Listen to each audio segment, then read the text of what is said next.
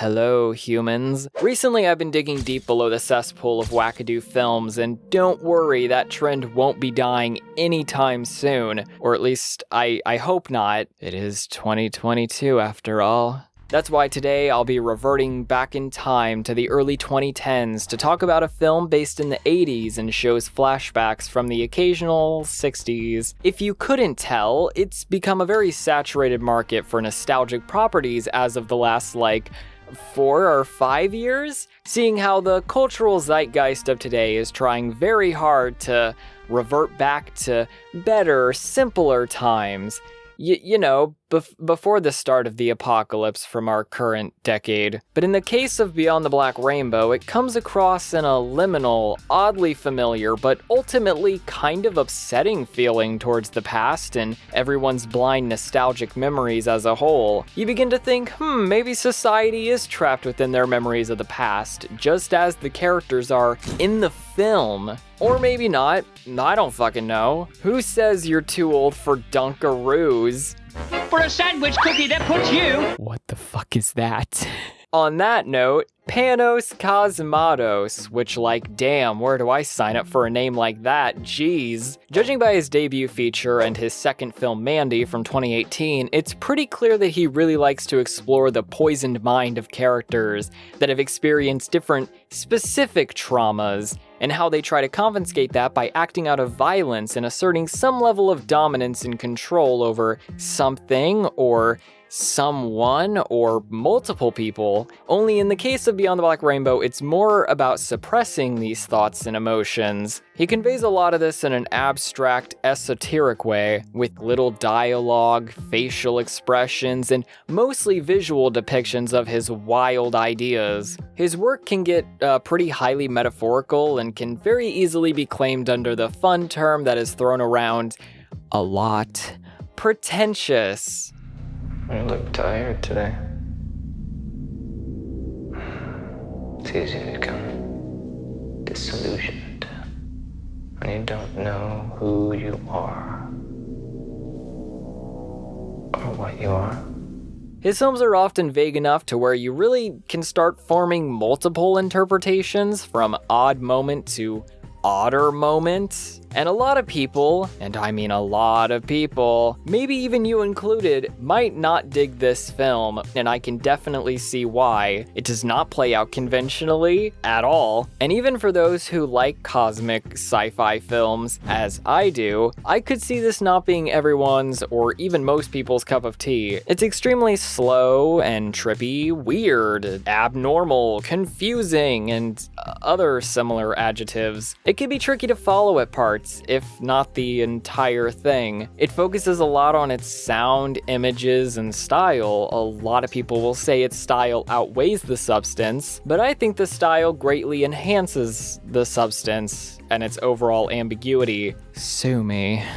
Beyond the Black Rainbow, which on the same level as the director, wow, what a name, it's an experimental indie film that follows only a handful of characters that have been written into a plot that's pretty straightforward on the surface. A lot of things may be interpretational, but just claiming the whole thing as such is kind of silly, maybe a little bit of a stretch. It takes place in a retrofuturistic world that acts as an alternative 1983, where we see Elena, who is part of this scientific research facility that deals with neuropsychology and puts its patients through sensory therapy to help them reach fulfillment and the happiest, clearest state of mind. Or so they advertise it as such. Our journey begins with some good old propaganda.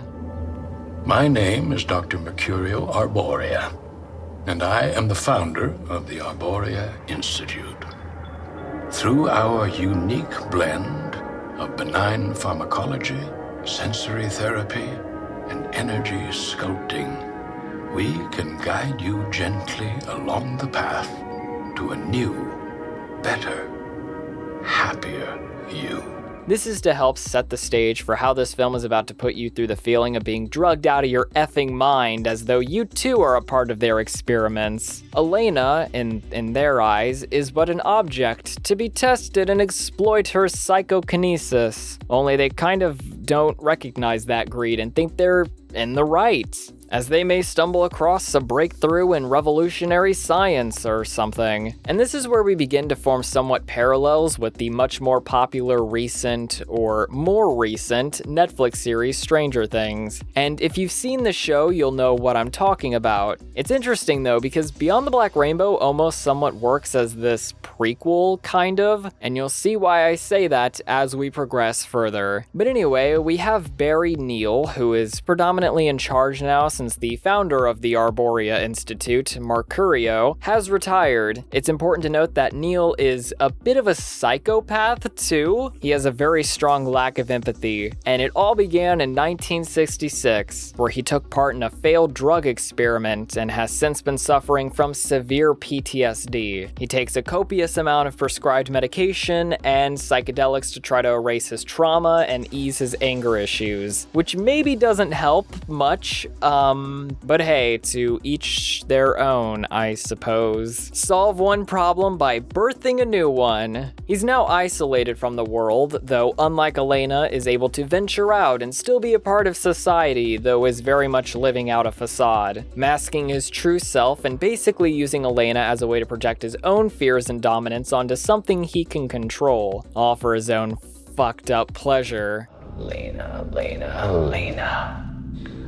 Elena, you know you can't. You're a very sick girl, Elena. You're not well. It is revealed somewhat early on, too, that Neal has a disturbingly violent and sexual obsession with Elena when Nurse Margot comes across some case files that could definitely be used in court evidence, not gonna lie, but instead she simply just acts out mildly concerned about the situation and decides to not confront Barry out of apathy, and maybe that's for the best. I mean, who knows how he might react. For the first third of the film, we get multiple instances of Neal interrogating and trying to dig deep within Elena's psyche to better understand the range of her abilities in an effort to create new ways to diminish any power she may possess over him.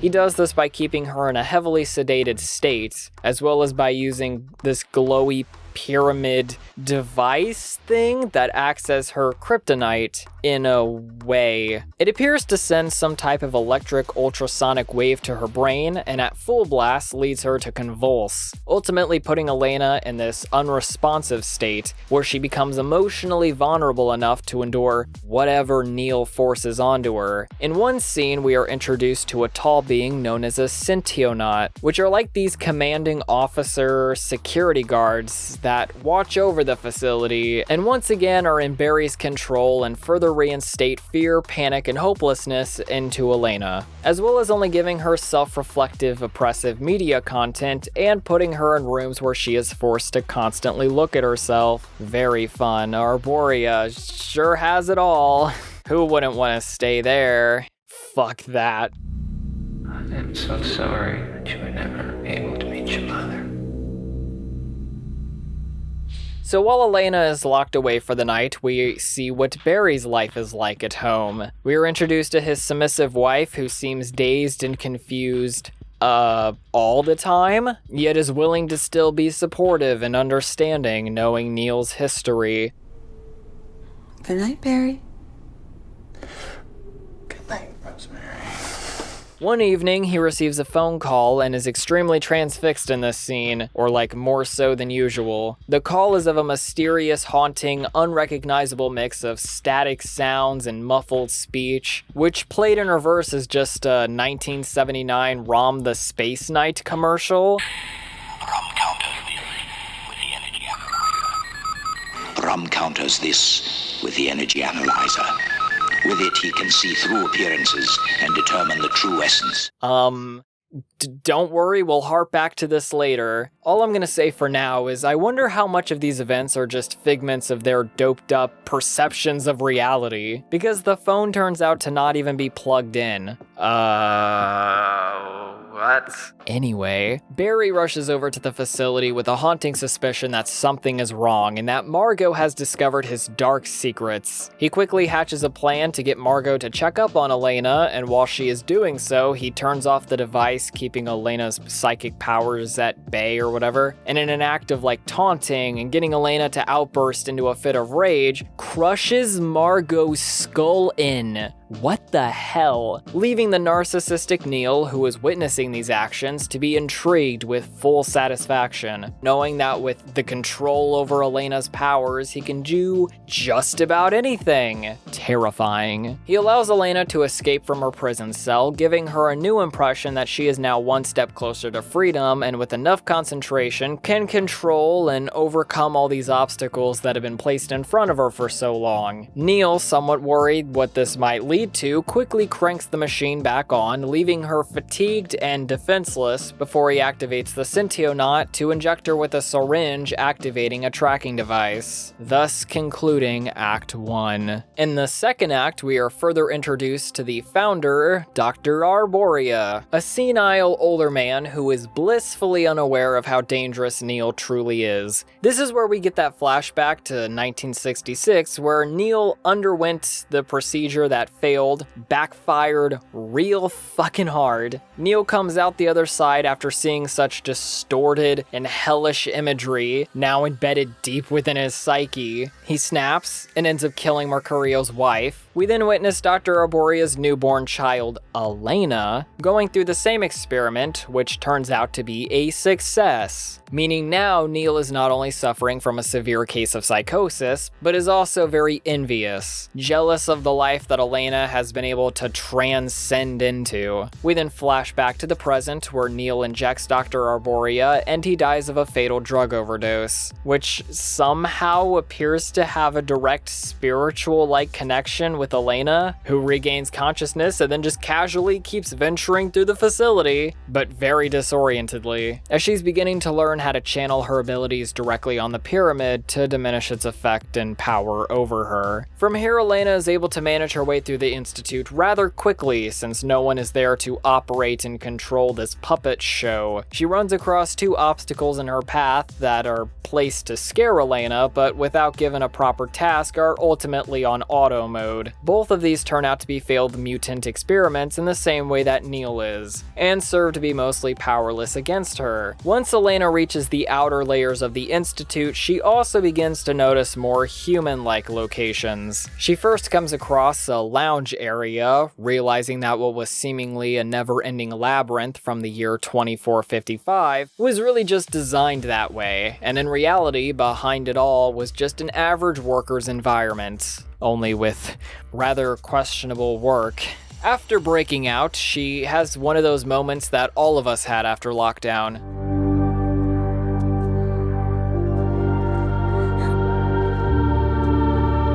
Act 3, I guess. I don't know, does it matter anymore? Not really. Barry has finally realized that no matter how hard he tries, he can no longer keep suppressing his desires, and how much of a megalomaniac he is. He sheds his outer identity to match what is on the inside. Barry, you're not wearing your appliances. And then reveals the metaphor in the movie's title. The black rainbow is no more than a representation of one trying to reach an unattainable state. For Neil, that's Elena, from the power she possesses to her human innocence, as she isn't the destructive creature that he's been trying to mask himself from all these years, but now accepting himself as the monster he really is, and knowing that he is never going to truly have Elena, Neil decides there is no other answer than to kill both her and his wife, using a dagger dubbed as the Devil's Teardrop, which is, you know, the coolest thing ever. Neil makes it back to the facility, but it's too late, and after his increasingly desperate and repetitive cries for her, Lena!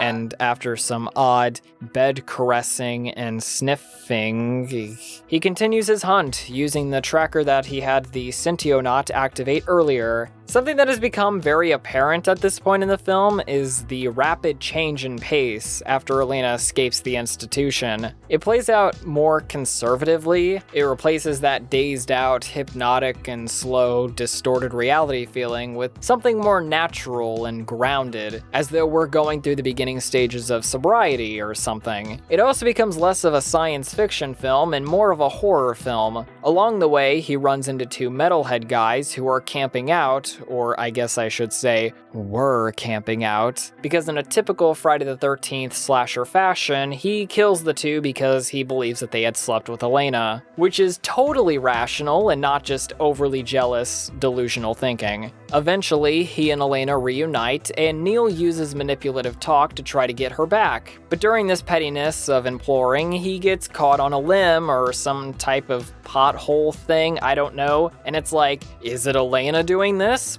Probably. Either way, he tries to force against it and ends up bashing his skull on a rock and dies. Then Elena smiles, knowing she is now truly free, as she walks off unknowing how in the real world there are many other evil pieces of shit that are just there to help fuel the sweet, sweet oppression. Enjoy the silence. What a sour note to conclude on. Then we scan through the end credits and oh, what is this, a Marvel movie? I don't think so. Jumping back to what I was saying earlier with the phone call, which was really just a Rom the Space Knight commercial in reverse. You know, I wonder how many people watching this even know what Rom the Space Knight is. So apparently there's another theory that the entire film is one big lie. Nothing is really happening, and all of it is just the side effect of trauma-induced nightmares based on the overindulgence of drugs all the characters are on. So basically the Syntionaut is just a figure, similar to how there's a Rom the Space Knight figure, that comic book from the 70s that I'm sure none of you have ever heard of because it hasn't gotten a Marvel Cinematic Blockbuster adaptation yet. Anyway, if you go with this interpretation, the facility is either not currently running or not running the way the characters believe that it is, maybe excluding the 60s flashback sequence. And like, I don't know, I think that's a bit much and kind of falls apart towards the end with the last confrontation from Elena and Neil. So all the mutant experiments were all just hallucinations, I guess? So then what was really there? Is this entire film just Neil acting out his fantasies with action figures? But ultimately there are so many different ways of looking at this film, and I think that's what really makes it so fascinating, to me at least. I mean, some may consider this poor storytelling, some may simply accept it for its lack of exposition dumps, and be more interested in the overall experience. But I don't know, I mean, I personally like to believe that movies are made for some type of expression, trying to say or add some value, something that the filmmaker wants to convey to an audience. And that may come across either really well done or sometimes turn out really, really poorly. But I mean, movies cost so much money and take so much time and so much effort. Even the bad ones. I can't see this stuff as just there and pointlessly thrown in. I feel like that's such a bleak and nihilistic way to look at movies. I mean, sure, it's slow, it has a very dreamlike quality, and relies heavily on its world building, taking you on a trip through all the senses. It gives off a combination of works by Lovecraft, Dario Argento, or David Lynch. Like, we don't watch Suspiria for its complex, rich plot and strong three-dimensional characters. You watch it because it looks fucking cool thanks to the vibrant Technicolor processing, or also because of the banging soundtrack by Goblin. It utilizes the visual format such as the color red to signify evil or green to represent fear. Beyond that, if you want to come up with your own take on what the film was trying to say on a somewhat deep spiritual level or something,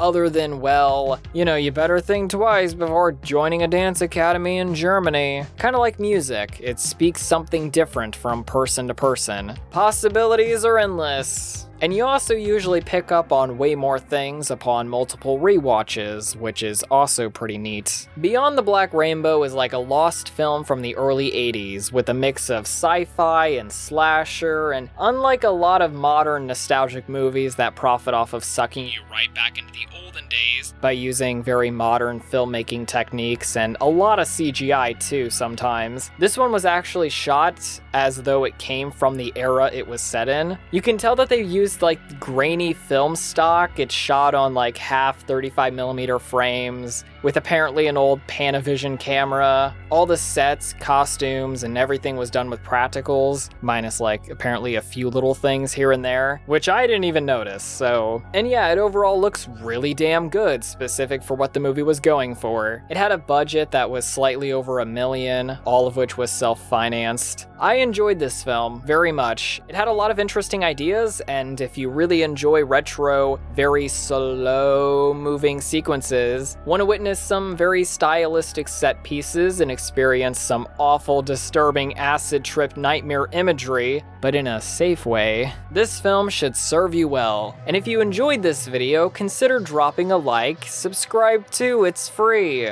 no charge. You're welcome. Also, check out my social media links at Zenni, Starman, everything, everywhere, all at once. Thanks for watching this far into the video, and I'll see you next time. This is Zenni, signing the fuck off. See you later.